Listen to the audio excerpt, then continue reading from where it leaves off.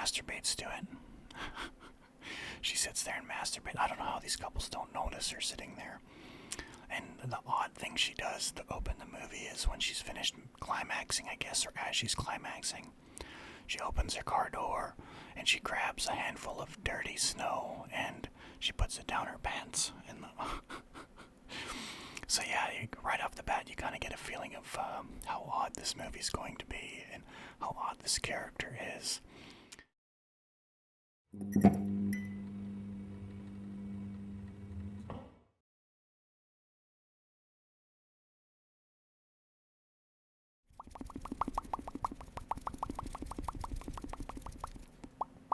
What is up? What is up? What is up? What is up? What is up, Grocknation? Welcome back to the arcade today for another Grock Reviews. I told you guys that I was going to review Killers of the Flower Moon. I decided not to. It's a terrible movie. I don't even want to get into it. It's the worst Scorsese movie of all time, so we're not even going to bother. So, last night, we rented, my fiance and me, and watched the William Oldroyd film, thriller, 2023 thriller, Eileen, which is also based on a book from 2015. Yeah, we're going to discuss that movie. But again, guys, before we get started, if you're new to the channel, and you like the video, give it a thumbs up and hit that subscribe button. We have many a flavor of ASMR videos in this channel, so don't be afraid to hit that sub and turn the notifications on so you know when future videos come out. This Grock Reviews is fairly new in this channel. This is, I think, only the third movie review I've done so far. But yeah, with that said, guys, let's dig right into this movie. So this movie, obviously, like I said, it was directed by William Oldroyd. If you guys know of him, I think his most notable movie he's ever done was Lady Macbeth, featuring Florence Pugh, which was a thriller as well, and it really has a really very similar ending in that it's a head scratcher where you go, what the hell, you're not going to get away with that kind of deal, right? I should mention ahead of time, guys, if you're new to this category, this channel, these are breakdowns of the movies. There are spoilers. So if you haven't seen the movie yet, go and see it and come back. And let me know if you agree with my review or whatnot, and make sure to comment down below. But yeah, let's dig right into this. Guys, this is a really weird fucking movie. When I say weird, I mean like it's unsettling almost. It's borderline. It's borderline like a character study almost, I would say, with the main actress, who's the main character, Thomasin McKenzie, the New Zealand actress, beautiful young New Zealand actress. You guys remember her in movies like Last Night in Soho and as well Old. She's the main character, and basically, it's set in the 60s, and it's set in a little small, like, Massachusetts town, very poor town, like, almost like rednecky. Everyone's rednecky. I guess this is kind of like all on that coast. You have these little kind of fishing towns, right? You never find out what the name of this town actually is. I even had to look at book references to see if she says it. But even in the books, she doesn't bring up what town it is, just that it's in Massachusetts. And, so it's about her. She's a 24-year-old girl that, works at a youth prison. And, she lives with her alcoholic, abusive father, who's played by, Shea Wiggum. And basically, he psychologically abuses her. Her mother's not in the picture. She had passed away years prior. She has a sister that you don't see in the movie that, like, he speaks highly of, and he really just speaks down to her. She's socially awkward. She's a weird character. And that's where I mean, like, this character study might come in from. Just watching her and trying to understand why she does the strange things she does. Like, one of her pastimes times is the way the movie opens, actually, which kind of gives you your first what the fuck up of the movie. She parks on the coast in her car. Her car, by the way, gives off smoke from the radiator and into the car. So she has to actually drive this vehicle around with the windows down, and it's winter time. So she parks at the beach, and she watches couples in their cars. This is set in the 60s, I should say, if I didn't say that already. And she watches couples in the cars make out and everything else, and she like masturbates to it. She sits there and masturbates. I don't know how these couples don't notice her sitting there. And the odd thing she does to open the movie is when she's finished climaxing, I guess, or as she's climaxing, she opens her car door and she grabs a handful of dirty snow and she puts it down her pants. And so yeah, right off the bat, you kind of get a feeling of how odd this movie's going to be and how odd this character is. But yeah, she's an odd duck. She has a routine, and I guess she's prone to chaotic behavior. Like she binge eats candy. Like when she's home, like her bedroom's like this little shack room in the attic. It looks like, the sheets. It looks like the bed doesn't even have sheets and whatnot. And she gets home from work, she just binge eats chocolates and stuff. And at work, no one really notices her. She's slightly picked on by the staff there. She's a secretary at this youth prison. She's even getting picked on by Forrest Gump's bus driver, Dorothy, for fuck's sakes. Yeah, she's in here.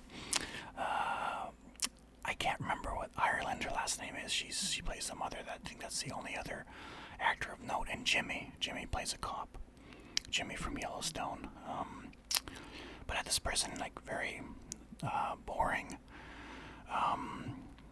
like routine days. Like I said, she's kind of ignored, and they kind of treat her like, she doesn't really do much. They don't know what she does. They give her kind of shots like that, so she kind of gets abused from work and home as well.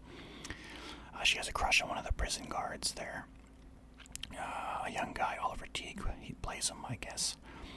And she has a fantasy at one point when they're doing conjugal visits, and he's guarding them, and she's waiting in the lobby for the visits to be over. I guess she's like the secretary of the conjugal visits these kids get with their parents, and she has like a random fantasy that he's, fucking her in the lobby in front of everybody. And she's in that lobby by herself, so she starts to play with herself there in front of everything. Like I said, she's prone to bad decisions, this girl. And she gets up and she goes out and meets all the parents, and she sneakily smells her fingers. It's so fucking odd, you guys. She's such an odd character. Thomasin McKenzie plays her wonderfully. Thomasin McKenzie is almost getting typecast in these kind of roles of these odd, awkward characters. Like last night in Soho, with Anya Taylor-Joy, she was the same, like lost little mouse character she always plays. The mouth's always in a shocked expression, and she was the same way in Old as well. And yeah, I hope she doesn't get typecast in these kind of roles, because she's a talented actress. She's beautiful as well. And but yeah, these are the roles she's getting, and I think she's just, based on how she looks and everything else, I think she's cursed to be playing these younger roles. Like, she'll be in her 30s and she'll be able to play like a 21-year-old, even an 18-year-old maybe. One of these kind of actresses. And yeah, she might just be typecast in these kind of roles. But she plays amazing. She's a great actress. Like I said, you did a good job in a movie when there's secondhand embarrassment from the audience, and that's how I felt watching her this movie. So everything in her life is going just as routine and as depressing as ever. Her day ends with her going to the liquor store and buying 2 bottles of vodka Mickeys for her dad, who is the force retired police chief of this little town, and he's a drunk. Like I said, Shea Wiggum plays him, and she comes home and she refills his vodka, and he's like a paranoid, not paranoid, schizophrenic, that's the wrong word. He's a drunk paranoid man. He always thinks people are after him. So one of the incidents when she comes home is he's got a gun in the neighborhood, and Jimmy, who's one of the cops in this little town, is talking him down, trying to calm him down so he can go back in the house and stop causing a disturbance. He's getting leeway because he used to be the police chief. I guess they retired him because of his drinking.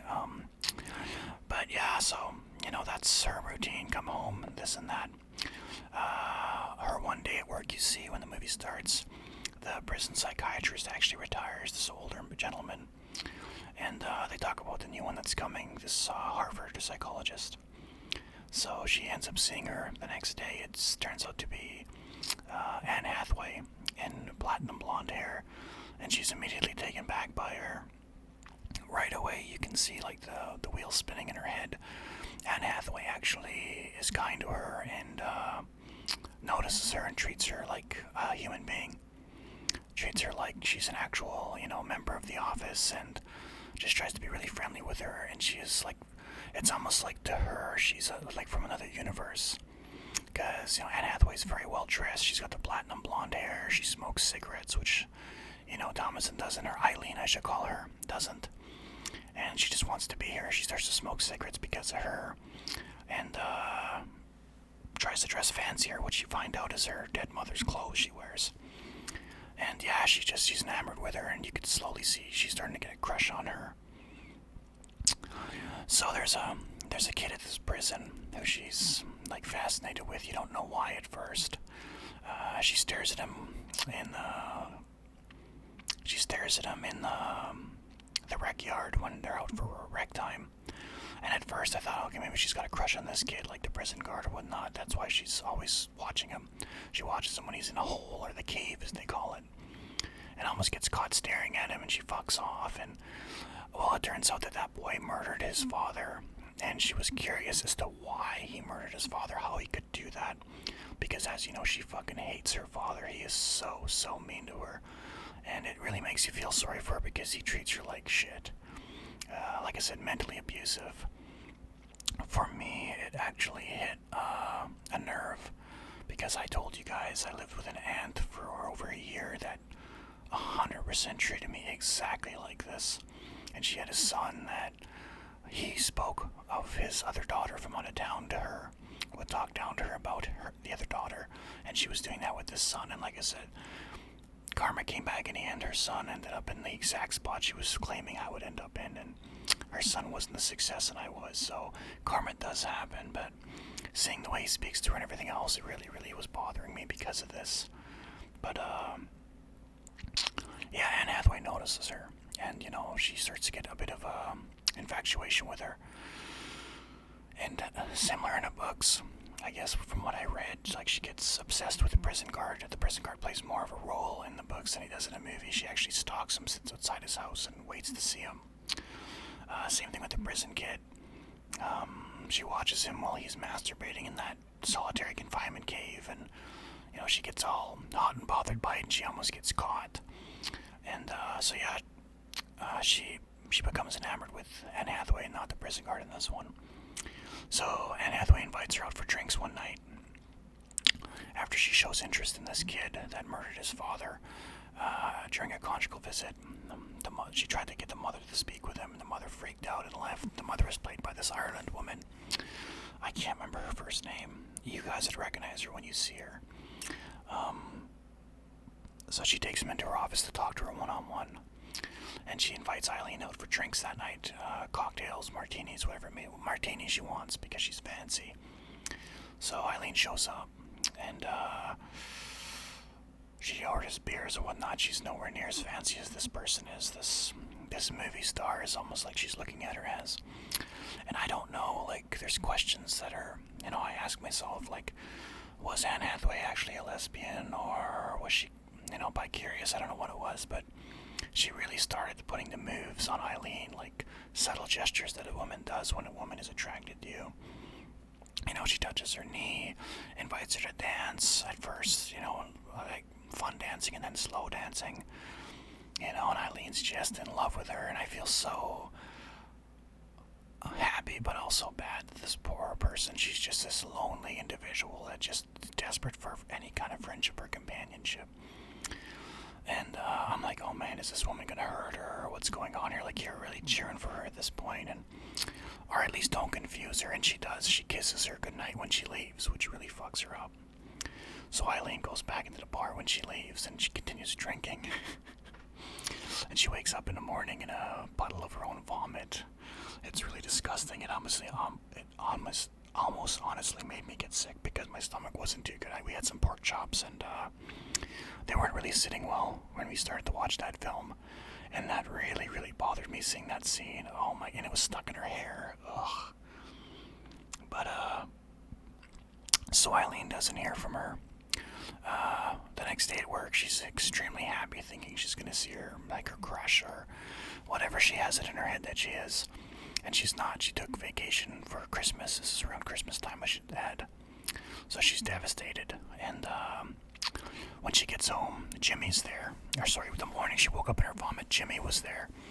And he was there to take the police chief's gun away, because apparently he was aiming his gun out the window at children. So they decided, okay, he can't have his weapon anymore, so they gave it to Eileen to keep so that he wouldn't get it.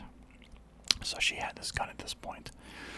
And of course, she's always had fantasies throughout the movie of murdering him or murdering herself or killing herself. And so you're thinking, okay, so maybe she might kill this guy, right, her dad, because he's so mean to her. I think she spends the night in the hospital with him because she comes home and finds he fell down the stairs and cracked his head, and he really spills the guts on how much he really dislikes her and how much of a loser she is, and that she's always meant to be a loser. You know, there's people in this world that are winners and losers, and she's always going to be a loser, like just a horrible individual. But Christmas Eve, she gets a call while she's having a bath from Hathaway, whose character's called Rebecca, by the way. She tells her she wants to meet her, to go to her house and meet her for drinks for Christmas Eve. And of course, she is crazy happy. She shaves her leg, gets everything ready. She thinks she's gonna hook up with her that night. Thinks that's what she's after. I mean, she threw out all the signals, right? I always wonder now, was she setting this whole thing up at the time? So Eileen shows up, and she doesn't live in this fancy house. It's like, it looks like this house looks similar to Eileen's, which is very poor looking. And she shows up, and it looks like she's not very prepared for guests. She's not dressed very nicely. Eileen got dressed up beautifully. She looked gorgeous, and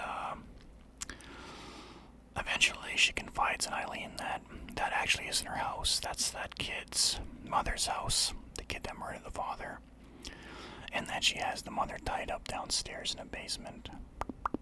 So this is where, like, the thriller aspect comes out of. And so Eileen immediately tries to leave because, like, holy shit. And she gets her to hear her out why she's doing it. And she tells her that the boy in prison that day, the one that murdered his father, admitted that the father was sexually molesting him. And the mother allowed it. And so he had nowhere to go, and that's why he did what he did, and that's why he murdered his father. So she had her tied up because she wanted her to admit to it. And she wants a witness, which is why she wanted Eileen. She wanted Eileen to witness it, that she admitted that she knew about it so that she would get punished and go to jail as well.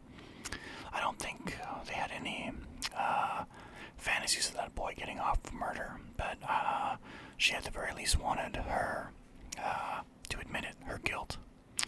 Which I don't know how that would have worked out. You still kidnapped her, and her head was bleeding. They got into a fight, and then she tied her up in her basement. I think Hathaway would have been fucked regardless, but... So then, Eileen agrees, and she goes and gets her gun from the car, her dad's gun, and they question her, and initially she's very defiant and tells them to go fuck themselves until Eileen pulls the gun on her, and she knows Eileen because it's a small town. They all know she's the sheriff's daughter. Eileen pulls the gun on her and forces her to admit, and she admits that yes, when they had the kid, her and her husband, their love life got stale. He wouldn't have sex with her anymore. He wouldn't be intimate with her. And then when she, he suddenly started becoming more interested in her and having sex with her and whatnot. And she found out when she caught him red-handed molesting her son. And because she was getting what she wanted. She allowed it, you know, and she talked about how she would give him enemas in the bathtub to, like, heal him, I guess, or clean him out from the dad. It was so fucked up. And so Anne Hathaway's happy she's getting this admission, and Eileen shoots her. And, shoots her in the chest, and so they both panic trying to stop the bleeding, and they realize she's gonna die, so they start putting, chlorine, I think it was, like a pill, I think it was chlorine she used. Or chloroform, sorry, it was chloroform in pill form. Hathaway used and knock her out, but she dumped a whole bottle in her mouth, and, you know, Hathaway wasn't looking to kill her, and it turns out in the end, because Hathaway was like, what the fuck did you do? And she's like, I just got mad.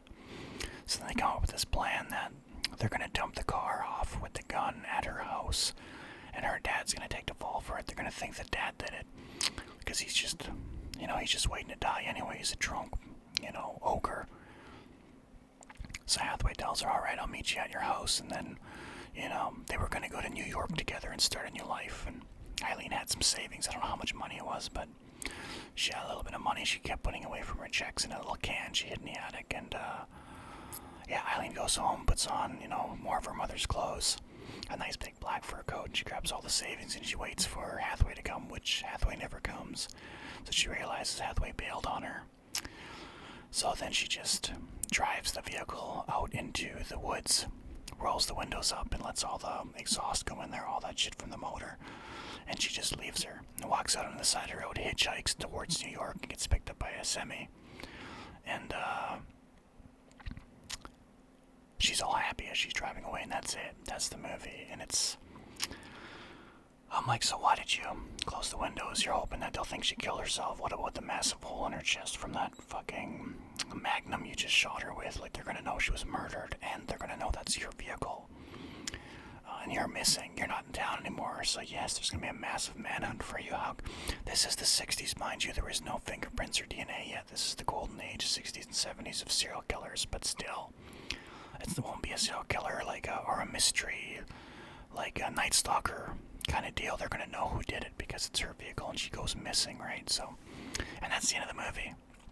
Like I said, Oldroyd's movie, Lady Macbeth, was the same thing. You know, she condemned the slaves, that she lied that she was having an affair with the slave and she was pregnant from the slave.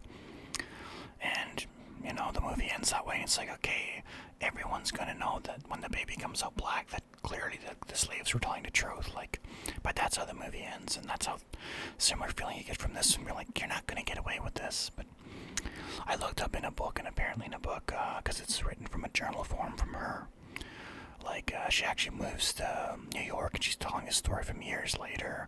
She started a new life, changed her name, she had multiple marriages, and all this stuff, and, you know, she talks about how, you know, her life, she's finally living a normal life after leaving that town and doing that act, that terrible woman. But yeah, that's it, guys. That's Eileen. That's the whole movie. Like I said, character study wise, great movie. Thriller wise, the tension in there is not so much till the last act, and it's almost too much the last act. You're like, what the fuck is this? There's only 30 minutes left. How can they resolve this in 30 minutes? But it kind of does. It leaves a lot of questions unanswered, which I really don't like in movies. I like closure, you guys. I don't know how you guys are with that, but yeah. I would say, you know, in terms of mystery, thriller-wise, and just the fact that, you know, Mackenzie did such a great job, and I felt for that character the whole movie, right to the very, very end. You know, great performance, decent thriller. I'd say I would give this movie a solid 3.5, maybe 4 G stars. 4 G stars, actually. I will give it 3.5. It's good. It's not great. It's good, almost great, I would say. In terms of thrillers, it's almost great. But yeah, 3.5 G stars, I would say, for this, for sure. Yeah, great movie. I would definitely recommend watching it. Obviously, like I said, these are spoiler reviews. Me telling you all this, you're going to be like, okay, well, I know exactly what happens. And I know a lot of you are just watching this to hear the whispers, and maybe you never have any inclination to ever watch it, and you never wanted to watch it, but, you know, hearing this background noise might be good for sleeping. I know I've listened to some odd shit on ASMR that's put me to sleep for sure. But yeah, guys, let me know down below what you thought of the movie, if you watched it, or just what your thoughts are in general of this film, or maybe of potentially watching it. I think Sunday we're going to do our very first ASMR Mysteries and Murders video. I've decided I'm going to do it with a green screen, so it's going to take a little more work than just doing this for you guys. But yeah, I wanted to do that Sunday night because I work Monday to Thursday night shifts, and I wouldn't be able to get another video out for everyone. So yeah, guys, that's Eileen, 2023's new movie. It's up for rent right now. If you want to rent it, go ahead. I would recommend renting it because, like I said, it's unlike Napoleon, where you have to wait for it to come out free or pirate it. This is worth a rent, and get some popcorn and watch, and it's decent. Maybe watch it with someone that's never seen the review or heard about the review, so you can kind of get honest reactions. But yeah, guys, with that being said, I hope you guys have a great day, great night, whatever it may be, and peace out.